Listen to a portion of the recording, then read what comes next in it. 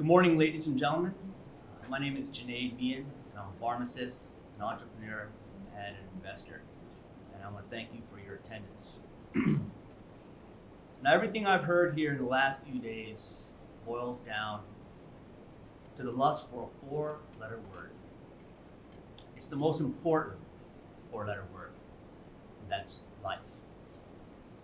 But what drives this lust? It's greed. To paraphrase Gordon Gekko, the fictional celluloid financier from the 1987 movie Wall Street, greed, for lack of a better word in this context, is good. Greed for life is right. Greed for life works.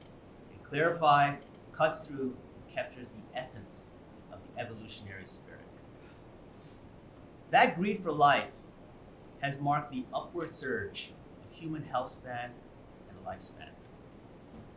So we now stand at the brink of a new era, where Leo is not just a destination, but a platform that allows us to further actualize this greed for life by exploring new realms of possibilities for scientific advancement in regenerative medicine.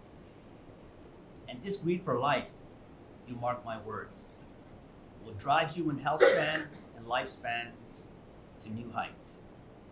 How so? We'll explain. Without further ado, let us begin. So our first panel is titled Stem Cell Frontiers, Commercial Space Stations and the Future of Regenerative Medicine. Now before we get into the intros, I'm going to give you a little structure of the talk so you know what to expect. So we're going to have some intros so you know who's on the panel here. And then we're going to have 3 questions. After the questions, if there's time, we'll have a bonus question followed by final thoughts and an audience Q&A. And that's going to go for all 3 panels. So let's get started. So first we're going to start with a quick round of introductions. And I want you guys to focus on your current job title, a quick intro to your company, and something that ties back to why we're on this panel. Good morning. So it's fantastic to be here. I'm Jana Studemeyer. I am the Director of In-Space Manufacturing at Axiom Space. Axiom is building the world's first commercial space station, and our first module is scheduled to attach to the ISS in 2025. So I'm going to stop there and let my colleagues on the panel give you a brief introduction and certainly talk about space. Hi, good morning, everybody. I'm Mike with NanoX. Mike Lewis, Chief Innovation Officer, and I'm also building a space station. Our company, and you'll hear this from all of us, what we do is we implement science on the space station. The space station is a national laboratory. In a later panel, you'll hear how that operates, but we're the biggest user of that. So really excited to share some of those details today, different platforms and the opportunities for research in space. Mark? Hello, I'm Mark Giulianati, and I'm a Senior Manager for In-Space Biomanufacturing at Sierra. So I never thought that you'd have a title In-Space Biomanufacturing, but here we are. So at Sierra Space, we're not just building a space station, we're building an orbital reef with Blue Origin. And the other exciting thing that we're doing at Sierra is we're having a return to a shuttle capability. So I think everybody that's in the space industry knows that one of the big issues that we currently have is returning cargo from space. So with this new vehicle, we'll be able to have a shuttle return, which will be able to bring some of these life-saving technologies and treatments to a clinic in your home city. So let us know if you'd like a shuttle to land in your neighborhood, and we'll make it happen. Excellent. All right, thank you. Yeah, well, you'll keep it right there. That's good. All right, so the first question is, can you share more on why commercial space stations are being built? Sure. So, as I was mentioning, the International Space Station, most people don't realize that the International Space Station is actually a floating laboratory. And in fact, when the shuttle program was very active, people knew a lot about what was happening in space. And when that ended, I think everyone thought, so did space. The truth is that lab's been very active until we had our own vehicles back, like the SpaceX vehicles that you see that go to the International Space Station right now.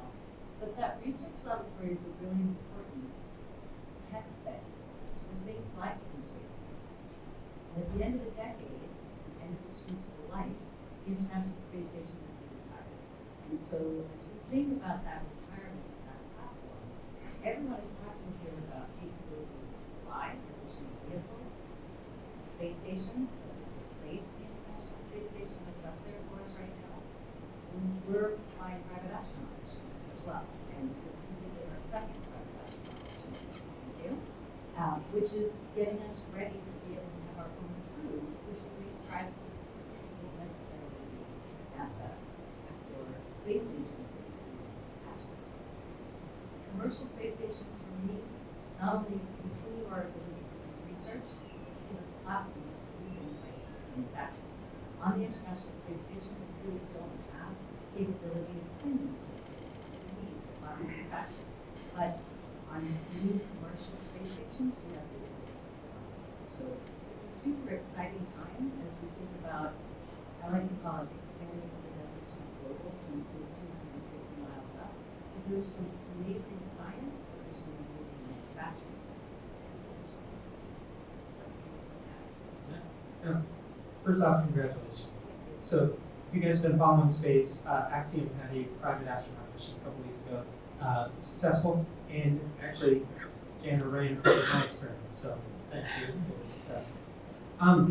So, what's interesting about space, and you touched on this, is that early 2000s, we were still building the space station, in the late 90s, early 2000s, and as it was coming to a conclusion, we all collectively said, what are we going to do with this thing now? Like, now we have this amazing laboratory, so let's use it. And that's when we turned it into a national laboratory. You'll hear more about that later. But my company and later other companies were the first to sign up and say, we want to use this. Now, how that works is similar to national laboratories on the ground. Basically, you can sign up, you get a piece of paper called Space Act.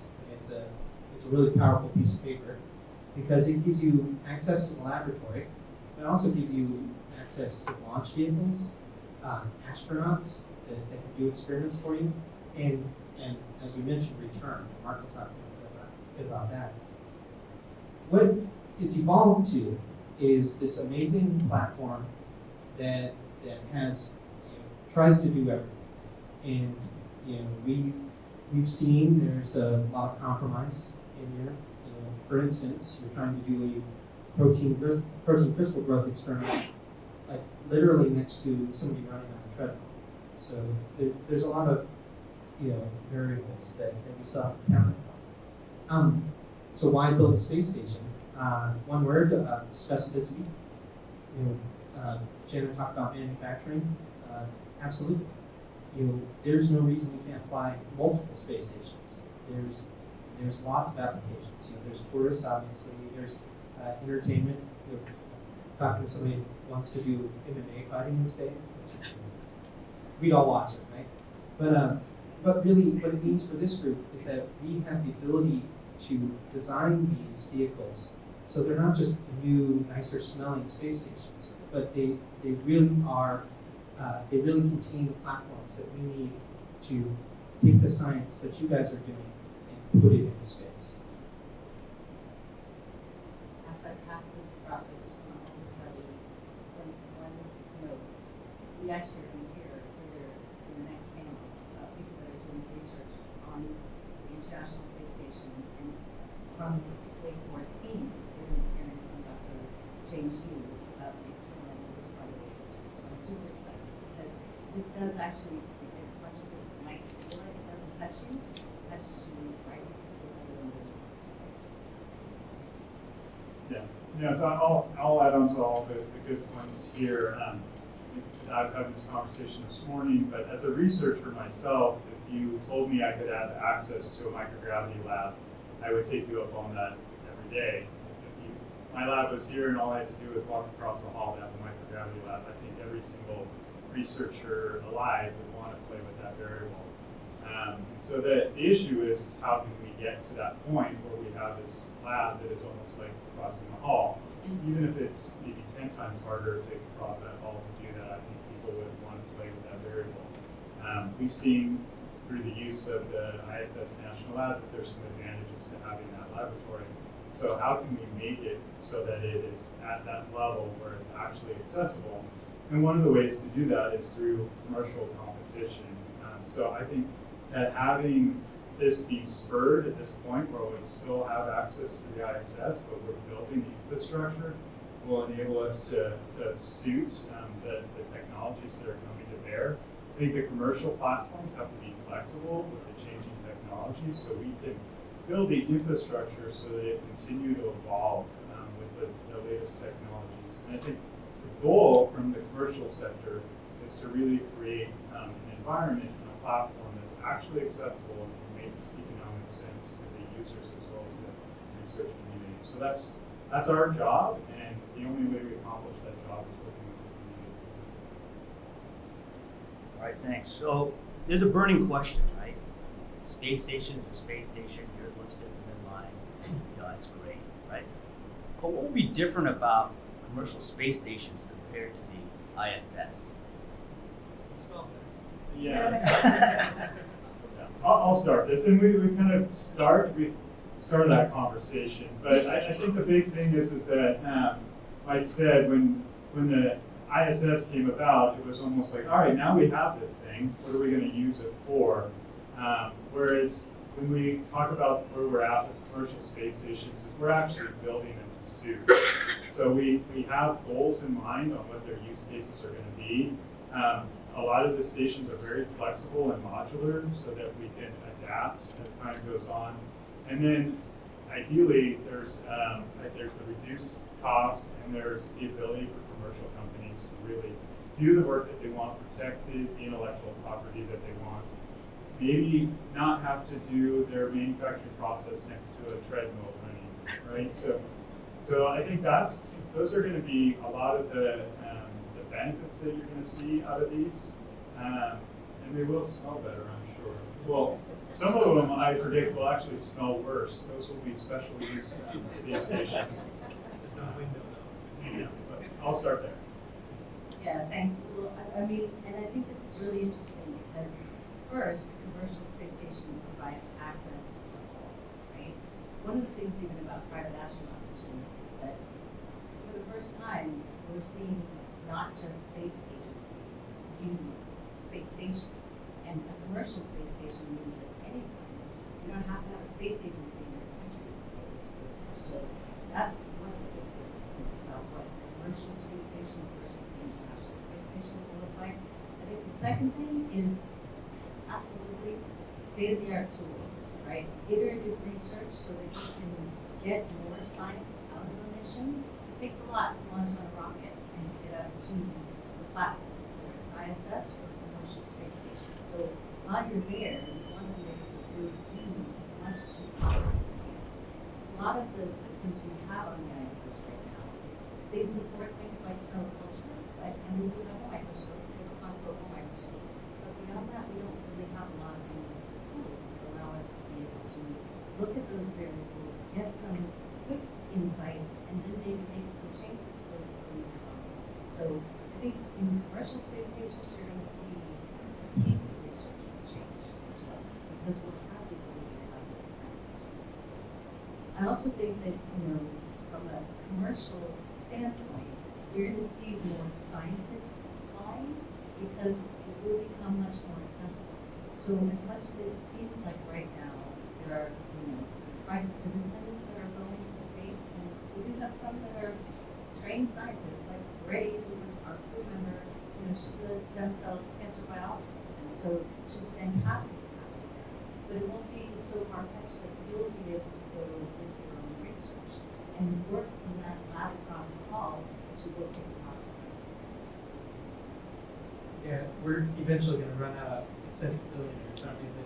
Like the Bezoses of the world. I agree with you. I think that we're going to see a lot more access for folks like the ones in this room. New space stations bring a lot of new opportunities. We we're working with a lot of legacy systems right now. Our power systems are funky. The shapes of the boxes you use are a little funky, and we have an opportunity to make things much more like the laboratories on the ground. I think we're going to see a lot of innovations in the world of automation. What my dream is for our space station is that we have the exact same equipment that we do in the laboratory on the ground, and we're able to do robotic, like here's where we're doing the organoid creation. We're moving this over to the incubator. We're moving it here, and we're getting all that data automatically. That means we need to implement things like digital twin technology. I'm gonna say a bunch of buzzwords. Internet of Things. There is an opportunity to implement kind of AI and machine learning in these processes, so we can make those more efficient in space. But really, it's an exciting time. It's a blank slate where we can make things so we can actually have these discoveries in space. We've seen a lot of amazing things, but I think we're going to see that curve of innovation really shoot up. I'm going to add one thing because I'm just thinking as everybody's talking about, exercising and equipment. So truly, if you see a picture of the International Space Station, I like to refer to it as affectionately, it looks like someone's 20-year-old garage. We take any space we can get new tools to put them up there. So our beautiful Keon's microscope literally sits right next to the exercising. And so you actually can't use the microscope when someone's exercising because of the vibration that it causes, and we do have 20x detectives up there.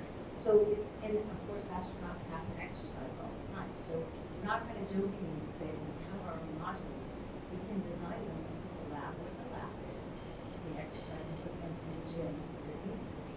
But right now we don't think about that. I'll just add one more thing that's relevant to this group when we start thinking about actual therapeutic products. In my opinion, it's just not possible to do it on an ISS to get an FDA-approved CGMP manufacturing process. But I think that's something that is fully in the wheelhouse and things that at Zero we're looking into how do we accomplish that.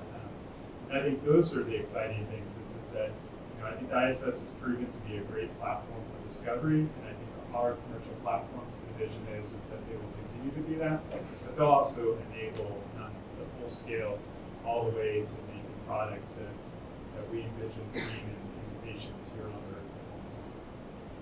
Earth. Excellent. I already got a whole bunch of ideas going through my mind on how I would use your space stations. Now, blank slate. It's not just a blank slate. It's kind of like when you're smelling perfumes, right? You gotta smell some coffee, then you can smell the other one. It's like a phase change, right? So how will the landscape change once commercial space stations become available? Yeah, so this is interesting. So for the people in the room that are just getting an introduction to the space community and commercial aerospace, our three companies from the outside are competitors. We're the three leaders in this commercial LEO destination, commercial destination free flyer world.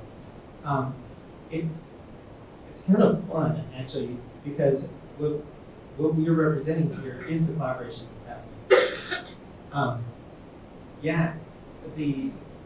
So I have a point. And I just want to say, to Mike's point, everybody looks at Sierra Space or Axiom or NanoX as independent of everybody wants to have their own platform. Yeah. The truth is, what we're doing is really hard. And creating a commercial space economy takes all of us.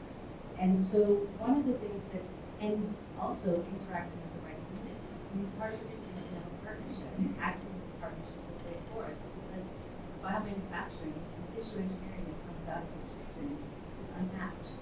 We need that kind of science to come with us to help us to build the commercial markets so that they're sustainable. One other reason that it's important to have space stations, that maintains our human presence in low Earth orbit from a national perspective. It is an initiative that we need to still stay in space. So commercial companies like ours have that responsibility. To be sustainable, to stay up there, it needs to be economically viable, and the government is not funding it. And so our job, if we don't work together, it's like even in farming, the tough things that are left to solve, no farm company goes after the money because it would take billions of dollars to be able to do it. So together, our success, and we say at Axiom often, we might have the privilege of going first, but there's a huge responsibility because we have to do it well. We all want to succeed, and the only way we're going to do it is together. I remember that. I'll bring it up later. All right.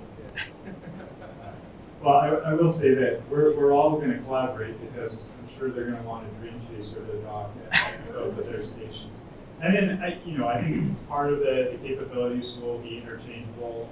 Some of our facilities will be able to fit on each other's space stations, but I think it's going to be a boon for the industry to have multiple options, to have us be forced to be commercially viable. Is going to bring down costs, bring capabilities up.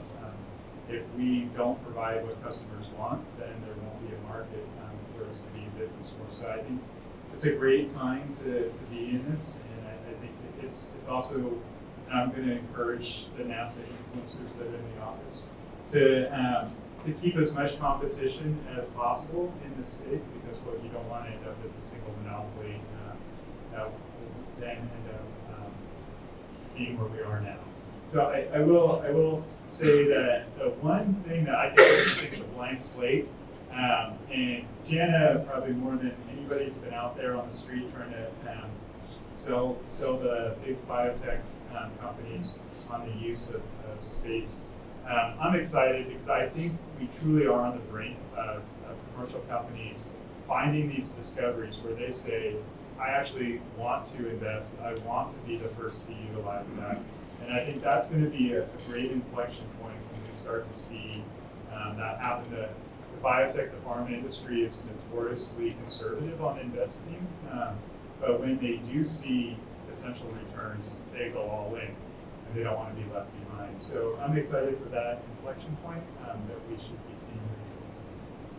Yeah, on that note, you're going to hear later this morning also from ISS National Lab and from NASA. And the investment in the early stage proof of concept when it's very high risk, that has been significantly supported, right? Those two organizations, without NASA and ISS National Laboratory, because like any new venture that you go into, go and ask someone for a bunch of money to do something, it's a great idea. They say, come back and show me. And to this point, we really haven't had a lot of it. Gotten a lot done on ISS in the last decade, and we refer to this as the decade of results because we're going to be capitalizing on what we've learned. But a lot of the work that has been done has been more fundamental. And as we try to turn the corner for these in-space manufacturing applications, we really are doing, yes, it's research, but it's discovery research, and that it's leading us towards commercialization. And a lot of times investors are not comfortable yet because we can't say for sure that that is going to be a future manufacturing application. So the support from ISS National Laboratory and NASA to help us over that initial hurdle is what's going to draw all of those companies in. Because just like any good biotech region, you have one knock it out of the park, and then suddenly the doors fly open, and everybody wants to do that. You guys wonder what I forgot, right? So the original question, what does low Earth orbit look like when it's populated by our private space stations, and really, why does that need to happen? Well, the bigger answer is NASA's focusing on other things. We're moving towards deep space exploration as an agency, looking at deep space gateway, lunar landing, lunar mobility, driving around on the moon, being able to take the resources that are on the moon, turn it into things, extract the water, turn it into rockets, all these kind of amazing things. And really that's pushing forward the exploration aspect. But we're not done in low Earth orbit, and NASA is very aware of that, and our NASA folks will tell you about But what we've shown from our companies is that there are actual business cases that can close in space. My company stumbled upon this small satellite deployment market. We didn't intend to do that, but we had customers that came to us and said, we want to do this. We said, okay, we can do that. And there's 1,000 examples of that, like literally 1,400 examples of that, where we're responsive to the customer, responsive to people, and researchers, scientists, educators that need to do something in low Earth orbit. And that's where we come in. We can make this, we have the opportunity to change things so that it's a better place to do these things. And I often say that with Dream Chaser coming online, which we're all excited about, we hope that it happens at the end of this year. But think about the airline industry, when we got started. And there's a famous story from one of the founders of Boeing that, first flight across the country, when they got out at the other end, there were only 3 working instruments. And the story goes, do you really think that the pilot jumped out and said, well, there's a multi-billion-dollar industry, right? Like, probably not. And space is that hard right now too. Like if we said, hey, show up for your flight, but you didn't get to the airport, we're not going today. We have a weather problem.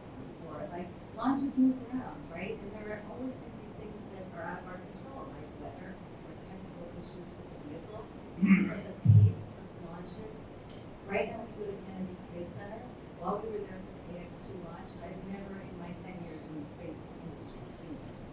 There were 4 launches while we were there at SpaceX. Carrying satellites, all kinds of things. So you see the commercial cadence picking up, and you know that soon, just like before, there weren't routes all over the country to fly on airlines. Well, we have several flights, but we need more to space as well. New vehicles, that's going to help us. So you're going to see an industry change, almost like we saw the airline industry. Very expensive, very few flights. Suddenly it's very affordable and more expensive. So that's going to be a huge change, and it will feed the ability to use the commercial platforms for what it is. All right, competition is good, competition is right. And I think this panel here exemplifies that. And we're doing good on time, so it's time for a bonus question. Now this question is somewhat related to the third one, but there's going to be it's going to be a little bit of an imaginary component to it. So what will the commercial space economy look like in 5 years, 10 years? I'll start with my vision for the 5 and 10 years. And I think the important thing, I think what Jen was touching on just a moment ago with the airline industry is the analogy that a lot of people go to, and I think that's true. And I think that's when launch costs start coming down, that's the holy grail for our industry. I think everybody believes that that's truly going to be part of what drives that. But in the 5-year horizon, what I see is you see these commercial platforms being utilized fully by commercial companies, meaning that people are fully paying to do research in space, that they're developing products, they're at the pilot scale with some of these products, and some of them are at the early stage of manufacturing. In 10 years from now, you see people reporting that they're generating significant revenues from space. And I think the combination of what we've got going on with the ISS, with the program office at NASA really supporting some of this early stage risk reduction and tech maturation we're very thankful. I mean, I think all 3 of our companies are very thankful that there's a vision at the government level as well as at the commercial level to really see this. So I think you're going to get to see those inflection points earlier because of that. Because if we have to wait for our stations to be available to start doing some of this technology reduction, then you're just pushing this timeline out, and we're having to carry a burden cost to prove technologies that we can start getting the risk reduction on now. So it's a great example of a public-private partnership that we're seeing. Yeah, and I mean, I would say what's really intriguing for me, we all have the vision of future cities in space, right? And when people talk about living and working off the planet, most often people think about the lunar surface. truth is, in 5 years from now, we're going to be living and working off the planet. And I think that sometimes we skip that over, right? We just think about living off the planet when it comes to the lunar surface. But in 5 years, I think we will see a commercial module attached to the ISS. We will see a manufacturing facility that has GMP capabilities coming online. In fact, we just had a module delivered that has gone to space, that is going to be reconfigured to be our GMP manufacturing facility. So it's on the ground in Houston, getting ready to be shaped and ready to go. And I think by 10 years, you're right. I think you're going to see more people, more results that drive more interest in products that are really unique and manufacturing processes that can be really can benefit from being done the right way. It's fun to try to predict the future, right? Don't hold me accountable for any of this stuff. So we built a part of the space station, and it's called the Bishop Airlock. It's the first truly commercial element for the space station. And what we discovered is that a lot of things were a lot harder than we thought, but surprisingly, a lot of things were easier and went quicker.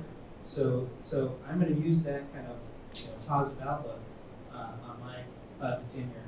Yes, I think by the end of this year we have Dream Chaser in the air. I think we have Starship launching successfully, doing orbital missions. We're all kind of counting on that to some level. I think 5 years from now, 2028, we're starting to decommission the ISS. So I think Janet here is going to be grabbing on the space station and putting it on her module. And I think you're going to see Mark and I, in a heated competition, trying to get our space station up there, so we can do your guys' research. Go another 5 years, Janet's grabbed everything on the space station. We've deorbited the Russian cart. See ya. And I think we're going to have fully operational vehicles up there. Now, what's on the inside? That's kind of what we want to know. We want to hear from communities. We want to hear from you guys. We want to know what to put in these things. We're to borrow the same analogy, we're building a plane. What kind of seats do we want? So I think you're going to see some excitement. We've got an opportunity here to do things faster, quicker. To go back to the airlock development.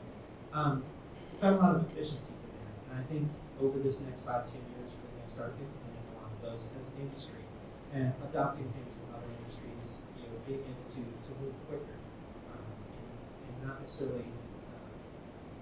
necessarily be beholden to the behemoth of massive bureaucracy. Absolutely. In fact, I just heard a really good statistic because as we're building our space station, I didn't really even realize this, but the difference between working for a government agency, which we love you guys, and so please don't ever think that this is meant in any other way than.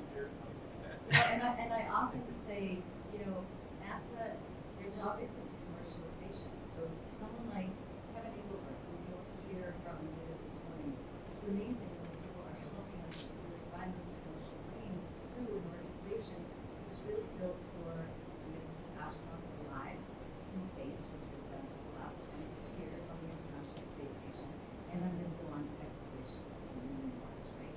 But commercial opportunities mean we have to move quicker to stay viable as commercial companies. And someone was just telling us in our avionics department, so we're looking at all these chips and things, right? So we put in our communication system.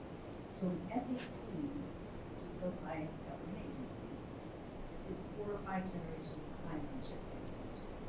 Your iPhone is maybe 1 generation. So that's the advantage that we have as we build the commercial space station as well. We move quicker to get those newer technologies in. We're going to keep it state of the art. And as you said, we want to hear what you want to put up there.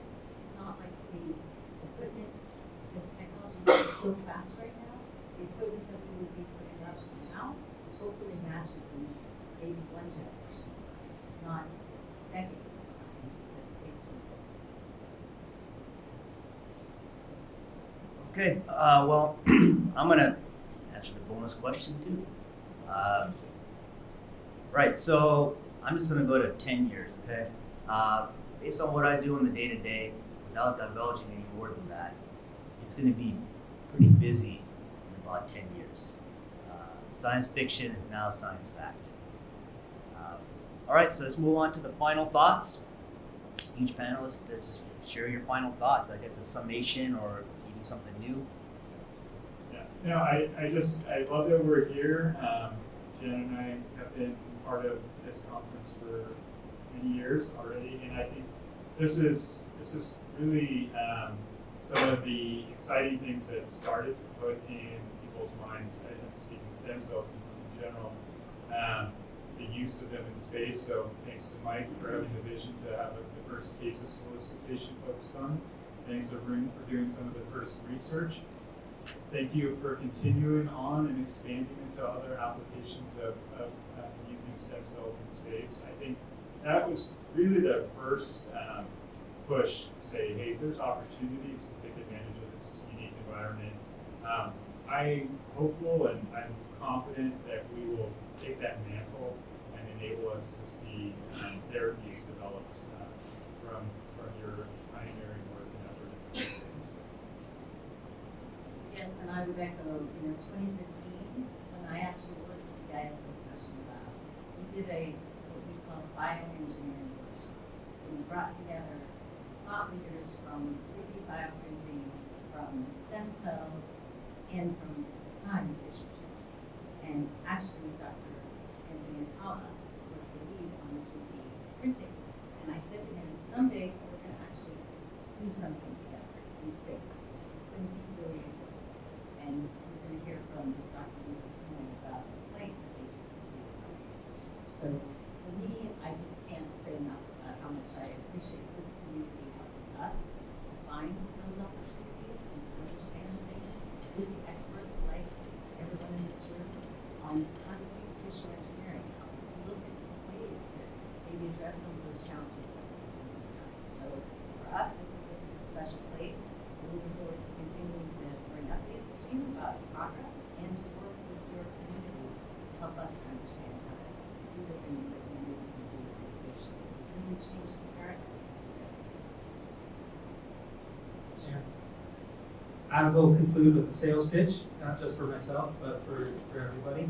A lot of people don't know that it's fairly easy and relatively inexpensive to fly something to microgravity today. We've done 1,400 experiments, all of which they all have unique and amazing science. The era that we're living in right now is already commercial space. We've seen NASA adapt to the world that we're working in which we're responsive to customers, we're responsive to scientists. So today, you can reach out to any of our companies and we can commercially fly your experiment to space. There are opportunities for funding, and those are through a number of places. CASES, National Laboratory is one of them. But there's also national, all sorts of DoD things, NASA solicitations, those kind of opportunities. It's more accessible, more affordable than you would anticipate. And I think, to answer your question, in 10 years, I think we're going to see that very forward. It would be a commonplace and a common thing to do in research and science. Thank you. All right, so here's my final thought. From what everybody just said, space is just a platform. It's a platform that'll make life better for everybody on Earth. So keep that in mind. I know there's a lot of space talk, but don't lose that perspective. It's not just about space. Space is about Earth. It's about us. All right, so now we have time for audience Q&A. Do we have any questions? Yes. That's the hard one, guys.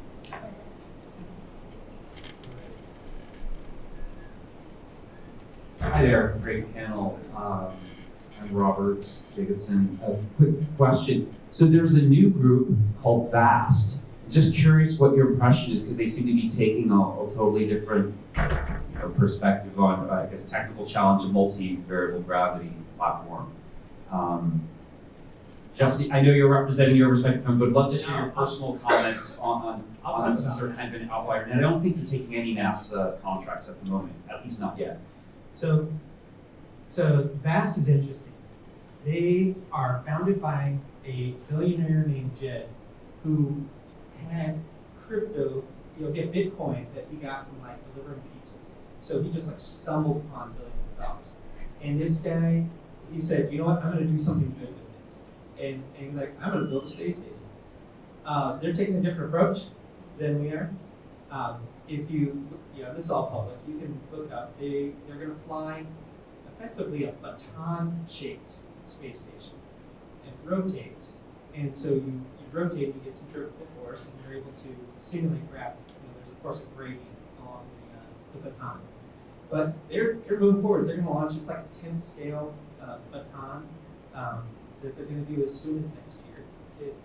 We'll see. But they're very real, and I love it because there's an entire world that we're not even talking about, which is partial gravity research, and companies like VAST have the opportunity to explore that. Where they can spin this up. We know this much about microgravity, and we know like a lot about gravity research. But there's this whole other world in there that we don't know. How much gravity does it take to make plants have their gravitational effects? How much gravity do you need so you don't lose loads? I'm excited about it. Yeah, I mean, from our perspective, the first thing that I can say is, love it, right? There's more people thinking that they should build commercial space stations. Lacking an elevator concept. In the beginning, when we got started, Axiom was kind of crazy, saying that they were building a commercial space station. Since we were awarded the docking ring on ISS, there's 3 other companies that are building space stations and now more, right? In fact, I was asking like Airly, right? Which is Airbus's loop concept. So to me, that validates the concept there's a commercial market. I think that's right. That's on the spinning aspects, the gravity pieces, future vision for cities in space is that we will have that same kind of ability to have a simulated 1G environment, but still maintain the microgravity piece that will allow you to do manufacturing and things like that. Exactly.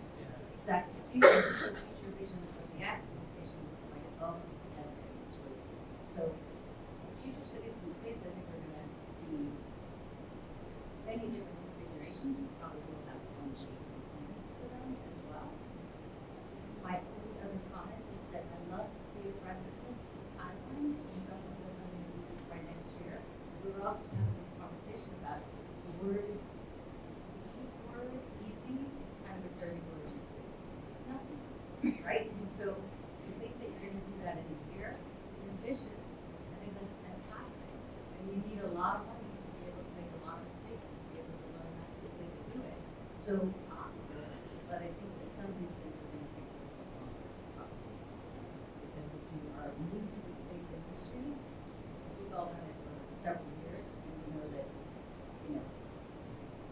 Dream Chaser will hopefully be online by the end of the year. It's taking a little bit longer. And it's hard. It's not always that easy. Easy is our 4-letter word. Yeah. I just don't want to be on a short baton. No, I agree with the comments there. I mean, I think it is exciting.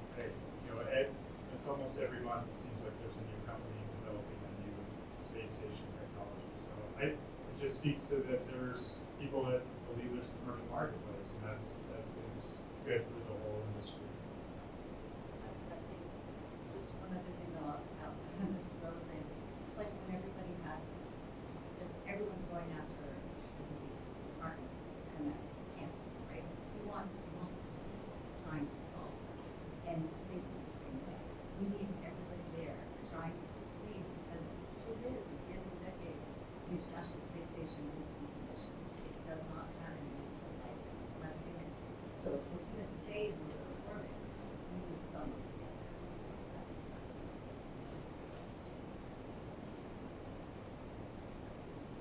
So I've always been curious about the fact that you think about the value of NASA's program. A lot of it is in moving things forward, like computers. There's been a lot of that wasn't the purpose, but that's the outcome.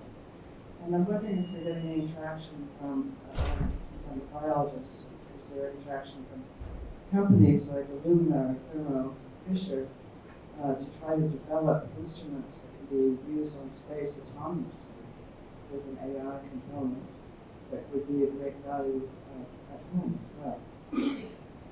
Yeah, no, I think that there are companies, even from the days when generative cases, it's always an interesting value proposition for them. And I think, again, speaking to the fact that there's not just going to be one platform for them to utilize those on, but there's going to be multiple commercial platforms that are also synergistic with their Earth-based platforms, and that they can enable next generation platforms on Earth are going to be the key to closing that business loop. I think a lot of commercial companies that focus on Earth-based technologies are risk averse at building one-off systems, reconfiguring for a sole use one facility. But when you can close the loop, then there's going to be multiple facilities in space, and those also translate to emergence here on Earth. I think the tissue chip program that we did with CATS was a big advance in that way, where the fields at the time that we started that was pretty much only run by academic groups with magic postdocs, 50 miles of tubes running all at once. But to be a commercially viable technology, it really needed to become automated, miniaturized, and scalable, and reproducible anywhere. And so, we didn't start the tissue chips in the space program with that in mind, but that was probably one of the biggest benefits that came out of that program, is forcing those researchers to start thinking about that, because that's actually what's needed to make those platforms viable on a commercial scale. So, Yeah, I think that by default, I don't know if most people know this, but the monitor that you can use that's computer-based thermometer is because it's space compatible. Right? So to that point, you're going to develop instruments and even methods of doing things that are going to be different because of more efficient. It's not just the engineering, I think it's how we do the science, right? So some of the opportunities that we've had to see what a process looks like on the ground, we're skipping multiple steps in that process because we're blood-based multiple cell. So, like on the stem cell production perspective, here's some of the hurdles that are on the ground for us in terms of manufacturing things, and we can skip them. So I think it's engineering, I think it's science, and I think that there's a tremendous interest to say, how can I speed up the analysis? And so tools that allow us to do things that are quicker than what we can do on the ground, those mean a lot to us. Simple things like if someone came up with a fixative that would actually allow you to like a PFA and RNA later together, oh my gosh, right? We can get so much more out of our research on station because we can split our samples half and half. So I think you're going to see changes that then go right across the industry on the ground because we're doing things in space and we have different needs to help to accelerate. Yeah, thank you, by the way, for taking a ride. I didn't realize it. And for staying awake. She's not the ride? Oh, really? Rick's Sorry. falling asleep. So apologies there. So, well then I'll answer your question. So in 2012, I flew a plate reader. It's a molecular device, it's spectrum anxiety, and flew it up there, and yeah, it works. It's great, just like that, and it's still up there. When we approach pharmaceutical companies, research companies, and things like that, we get a lot of feedback, and really the hesitation in using stuff like that was one, data protection. There's a lot of proprietary data set. NASA's made great breakthroughs in that, not a problem. The second is the speed at which we can do things. We fly a lot of payloads. Average time is 69 months. It's actually more like 12 months, but a lot of times that just doesn't fit in the development cycle of a lot of the researchers. I think what Jana said is exactly right. When we have private space stations, we can control that time. We can have it more aligned with the ground-based research timelines. We can protect data by the very nature of not having anything else. So I think a lot of the problems are going to go away. We're going to see a lot more. All right. One more question. Yeah, so my name is Russ Reed. I'm the National Center for the Biotechnology Workforce, so I'll be here for Technical. And I got to tell you, I have my dream job, and I followed this space program since I was a little kid, and I love the space on this school. Respect that. But the big question for me is the biotech or the workforce. And in our college, we have about 180 programs, and I was just wondering if you could give me a top on what the jobs are. So, let me just say, we talk all the time about how there's not enough people to hire for our industry, and we all have that issue. Just like when biotech was getting started and we had to create programs to train people to work in the biotech industry, we really need those crossover programs for workforce. This year, the White House actually had an initiative to start workforce development for space because they see the opportunities are tremendous. And I often say to students when I'm talking to them, you probably are not thinking about space right now as you're going through your career to think about biotech kind of job or going into an industry like pharma. That's exactly what we're doing as we build that industry. So workforce development, I just think I'm going to get started because I really think that it's such an important piece. And I saw, I'm from San Diego, and in our San Diego community, when the biotech community was standing up, the first thing we did was put programs into the university that would allow you to get degrees. And whether that was at a community college or at some place like UC, San Diego system, we had a way to train postdocs to come right out and go into the industry, or technicians at the community college level come right in and do that work. We need the exactly the same thing for space. And what we hope here in the partnership that we have with Wake Forest and the work that we're doing building biomanufacturing hub that is for in-space related, everyone here knows how to work on the ground in space manufacturing. We're hoping to bring space to this community so that we can also train that workforce. And that's why I invite my friends from NORAX and Sierra Space to bring their friends too, because then this will be the center where we are all doing space, in-space biomanufacturing as well as lab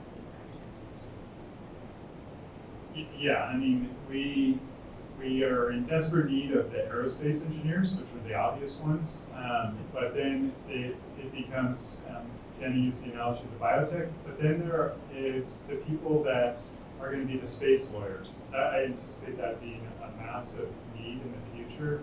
There's going to be people developing the sales and marketing side of it. There's going to be the people that are going to figure out how to best accommodate the HR part, where what is the human condition in space, and environmental health and safety officers in space. So there's all the ancillary career opportunities that come. So it's not just a need for bioengineers that understand space or aerospace engineers. It's going to be the complete market place. So when I was in biotech, I used to always say, you can be an artist and influence this industry if you like biotech. You don't necessarily have to have your science degree. So there's a whole ecosystem that's going to need to develop and be trained. I guess one way to look at it is make your space in space. Yeah. I think also to answer this generally, if you go to all three of our websites and you see the job postings, you see that there are, of course, engineering requirements, but there is a lot of other areas that we're all looking for. Well, and since we have private astronauts that are going to the space station, no one likes to keep food out of the couch. So it's even all the way down to people that are, chefs, and we also are making the spacesuit that NASA will use to go back to the moon, and they of course walk on the moon. So I was just amazed at what a lost art that is to sew a spacesuit. And we actually have people that are joined our team in space that used to sew and design costumes for Cirque du Soleil. But did they ever think that their techniques and fine they're the most important people. Explains a lot. No, I'm just Yeah, kidding. well, but it's fascinating to me because it's true. Lawyers, biotech, but it's everything that you can think of. Any job that you can have here on the ground, eventually is going to be a job that will be available to you in space. All right, well, that concludes the first panel. About a 5-10 minute break for the second one. It's going to be a great one. So we'll see everybody in a little bit. Thank you.